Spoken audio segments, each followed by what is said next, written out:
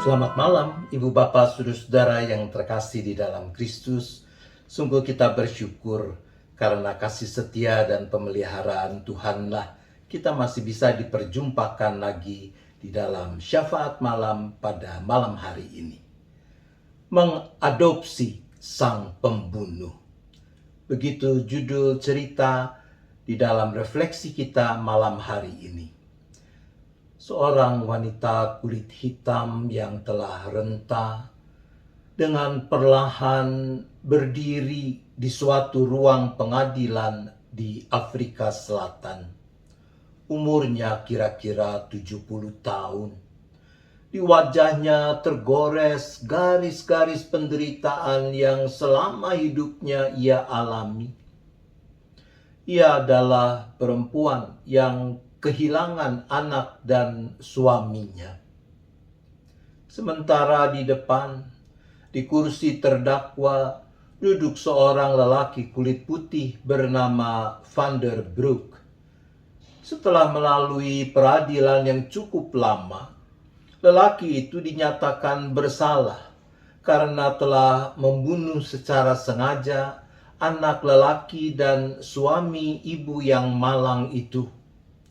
Beberapa tahun silam, Van der Broek dan komplotannya datang ke rumah ibu itu, mengeluarkan paksa anak lelakinya, kemudian menembaknya sampai mati. Setelah lewat beberapa tahun, Van der Broek datang lagi. Kali ini ia mengambil paksa dan membawa pergi suami ibu itu. Tentu ibu ini melaporkan apa yang terjadi atas diri suaminya, sama seperti dulu ia bersama suaminya melaporkan apa yang terjadi dengan anak mereka. Namun karena diskriminasi yang saat itu masih diterapkan, laporan mereka tidak ditanggapi sebagaimana mestinya. Lewat 2 tahun dan ibu ini tidak mendapat kabar sedikit pun tentang apa yang sudah terjadi dengan suaminya. Suatu saat, orang yang wajahnya ia hafal betul, yang suka muncul dalam mimpi buruknya, muncul lagi. Van der Broek dengan seringai kejamnya membawa ibu ini ke suatu tempat di pinggir sungai. Di sana, sang ibu melihat suaminya diikat di sebuah tiang dengan tumpukan kayu bakar di sekelilingnya. Dia melihat wajah dan sekujur tubuh suaminya berlumur darah. Orang-orang ini memaksa ibu ini melihat tubuh suaminya disiram bensin lalu dibakar hidup-hidup.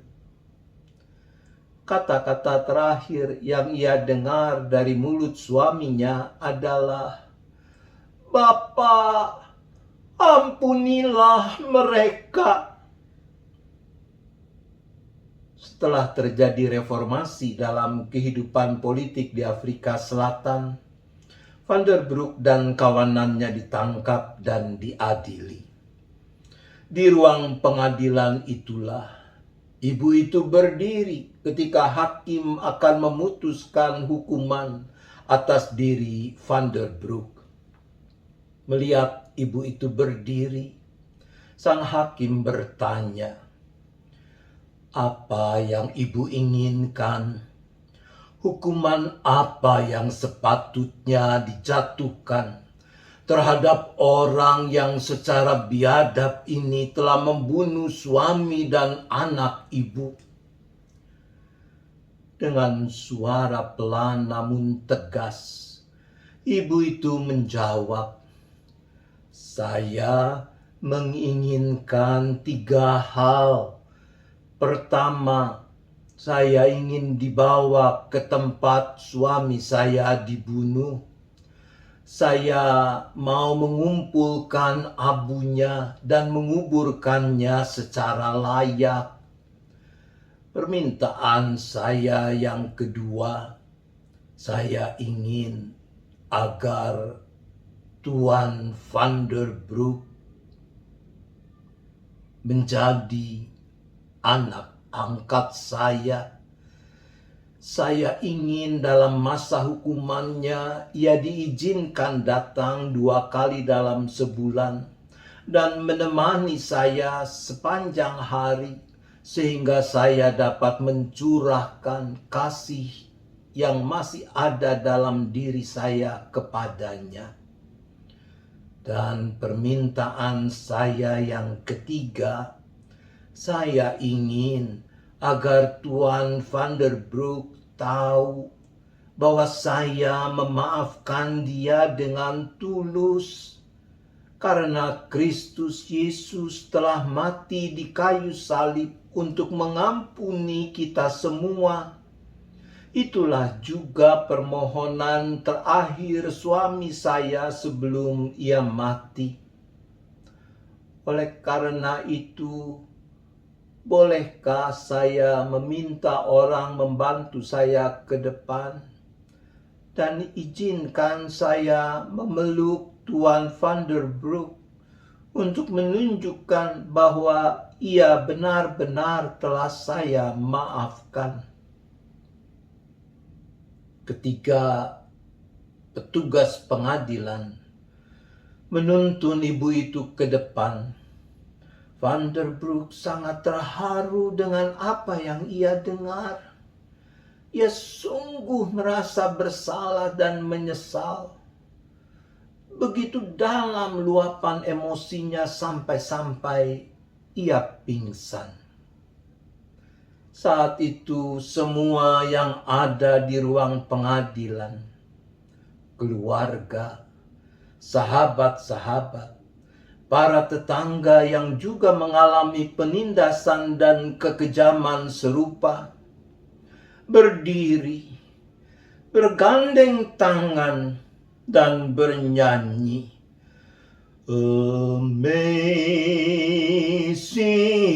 Grace, how sweet the sound, it saved a wretch like me. I once was lost, but now I'm found. Dan seterusnya. Ibu bapak, saudara-saudara yang terkasih, pengampunan adalah perwujudan terdalam dari kasih. Injil Matius pasal 6 ayat 14 dan 15 mencatat sabda Yesus, karena jikalau kamu mengampuni kesalahan orang, Bapamu yang di sorga akan mengampuni kamu juga. Tetapi jikalau kamu tidak mengampuni orang, Bapamu juga tidak akan mengampuni kesalahanmu. Saudara-saudara, bukan berarti pengampunan atas diri kita tergantung dari perbuatan kita. Tidak, pengampunan, penebusan tetap adalah anugerah. Tetapi sikap, tindakan kita dengan tulus mau mengampuni orang lain adalah bukti bahwa kita sungguh-sungguh mensyukuri pengampunan yang sudah Tuhan anugerahkan bagi kita. Menolak untuk mengampuni akan dipandang sama dengan menolak pengampunan yang sudah Tuhan anugerahkan. Tuhan menolong kita. Amin. Mari kita berdoa. Bapa di sorga, ketika kami memperhadapkan hidup kami pada kebenaran firman-Mu, maka ampunilah kami kalau ternyata di sana sini hati kami masih sulit mengampuni dengan tulus orang yang bersalah kepada kami. Tuhan, kasihanilah kami.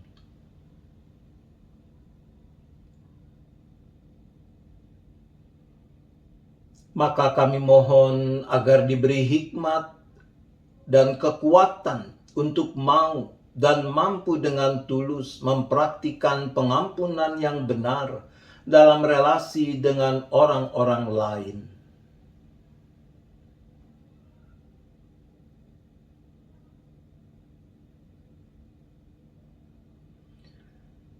Ya Bapa, kembali bersahati kami memohon pertolongan Tuhan, kekuatan Tuhan, jalan keluar yang dari Tuhan bagi keluarga-keluarga yang masih harus bergumul dengan masalah sakit penyakit, problem sumber penghidupan, pekerjaan, usaha.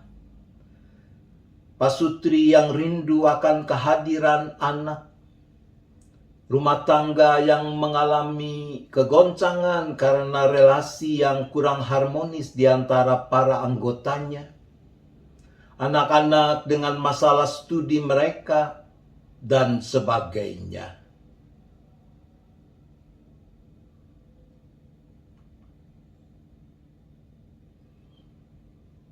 Bapa, kami bersyukur untuk telah terlaksananya kegiatan bulan keluarga. Maka kami juga tetap memohon penyertaan Tuhan bagi rencana kegiatan-kegiatan ke depan.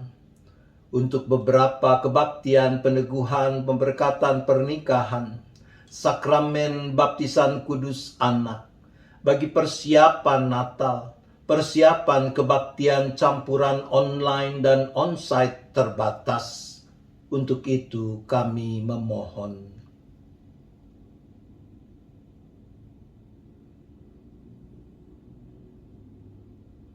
Kami juga berdoa bagi sekolah-sekolah, termasuk yang ada di lingkungan BPK Penabur, dengan rencana pembelajaran campuran online dan onsite terbatas.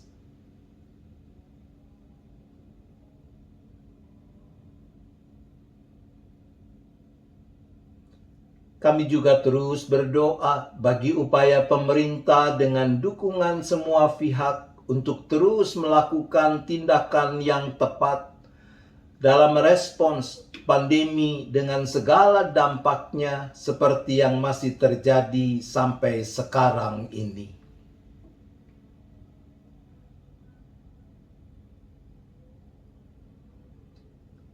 Sebentar kami akan beristirahat ya Bapa. Kiranya tangan kasih Tuhan yang boleh tetap memeliharakan kami, menjauhkan kami dari segala mara bahaya, malapetaka. Kami boleh istirahat dengan cukup, tidur dengan nyenyak untuk pemulihan kekuatan tubuh kami. Dan besok kami boleh bangun dengan penuh syukur, dengan penuh sukacita untuk menjalani hari baru yang Tuhan anugerahkan untuk memuliakan terus nama Tuhan. Terima kasih ya Bapa, kami bersyafaat hanya di dalam nama Tuhan Yesus Kristus. Amin. Selamat malam, Ibu Bapak, Saudara-saudara. Selamat beristirahat. Tuhan tetap beserta kita.